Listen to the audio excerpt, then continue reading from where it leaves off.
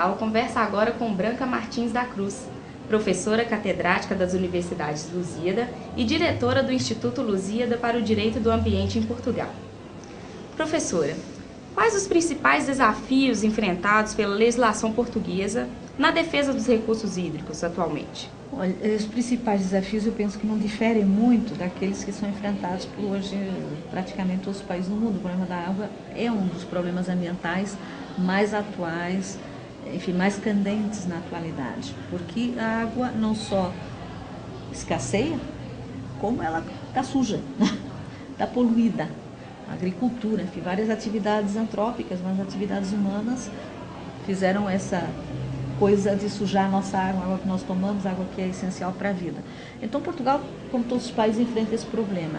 Para além de que, no caso específico de Portugal, aliás, como a Espanha, toda a Península Ibérica, ela está sentindo o avanço do deserto do Sahel, do deserto do Sahel, enfim, há um avanço sobre a península e, portanto, as terras ficam cada vez mais secas. Mas é um problema geral. Por exemplo, a França, que sempre teve muita água, é um país agrícola, com muita água. Hoje, por exemplo, o leste da França está ficando com problema de seca, uma coisa muito recente, mas que veio com uma agressividade enorme. Então, esse é o principal desafio, a escassez da água e a falta de limpeza da água.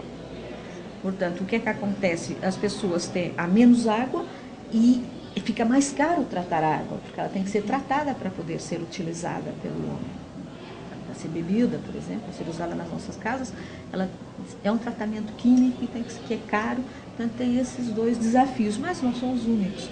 Depois tem outro tipo de desafios, por exemplo, os rios, que são, no caso português, eles são todos transnacionais, ou seja, os nossos rios, à exceção de um, nascem todos na Espanha, portanto, são partilhados entre a Espanha e Portugal. Temos um problema, os espanhóis fazem uma represa, fazem uma barragem, não é? Uhum. E a água falta em Portugal. O compartilhamento fica complicado. Então, essa é uma coisa que tem sido gerida, enfim, entre os dois países de forma diplomática, mas que tem sido muito difícil de gerir. Com certeza. Porque a Espanha também tem um problema grave de falta de água, né? É mais seca ainda que Portugal. Então, partilhar esses riscos, que não são tão grandes assim.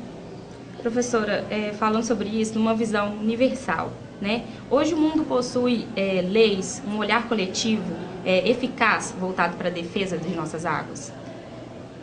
Olha, o problema da efetividade, não é do direito ambiental, no caso particular da água, mas isso se aplica a todo o direito ambiental.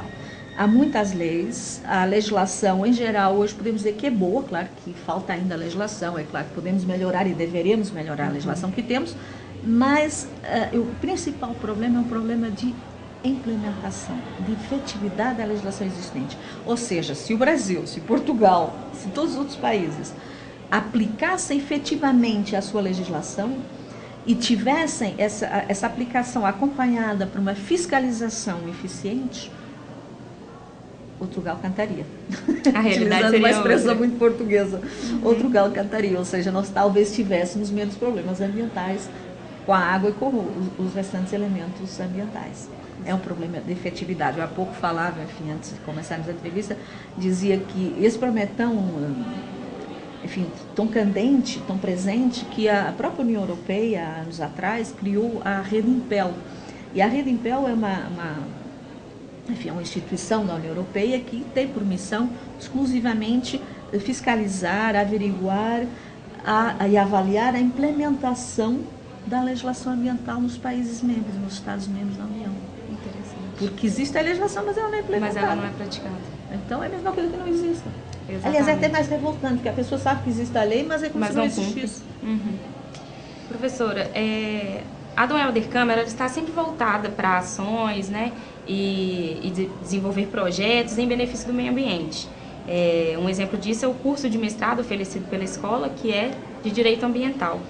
Qual a importância que a senhora vê de formar cada vez mais pessoas envolvidas nas questões ambientais? Enorme, enorme. Eu criei um Instituto de Direito Ambiental, o ILDA, em 94, justamente por essa razão, porque era necessário sensibilizar os estudantes de direito, não só evidente, mas no meu caso me ocupo deles, para as questões ambientais, para o direito ambiental. Uma luta que nós temos tido, eu acho que ela se tem em todas as universidades, é a de conseguir que a cadeira, a disciplina de direito ambiental se torne obrigatória e seja até estudada, seria o ideal, em mais do que um semestre, porque as matérias ambientais elas são já tão amplas, há tanta matéria que não dá para estudar um semestre. O aluno fica com apenas uma pequena noção, não fica sabendo o direito ambiental.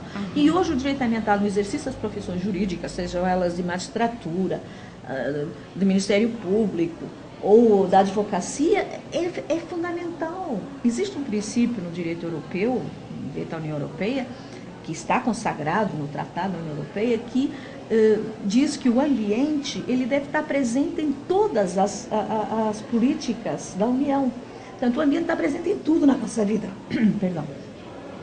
É fundamental que ele seja ensinado, que o direito ambiental seja ensinado, porque se os nossos juristas não conhecem o direito ambiental, quando chegarem a um tribunal e forem juízes, eles não vão saber aplicar. Eles vão contornar.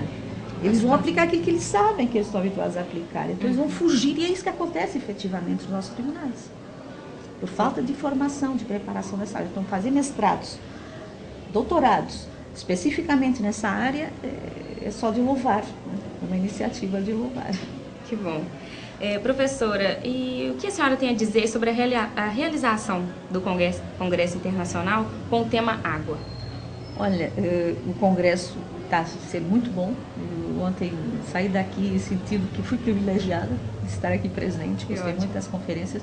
Hoje pela manhã, infelizmente, não assisti a todas, mas, enfim, eu percebi também a qualidade se manteve. Portanto, acho que a universidade, a escola Dom Helder da Câmara, que eu tive o prazer de conhecer ontem, não conhecia, está de parabéns. E a escolha do tema não poderia ter sido melhor, porque é um tema, como eu já disse, candente, um tema atualíssimo, um tema que tem que ser tratado e que tem que ser tratado com coragem. Muito obrigada, professora, pela entrevista. Até a próxima. Obrigada.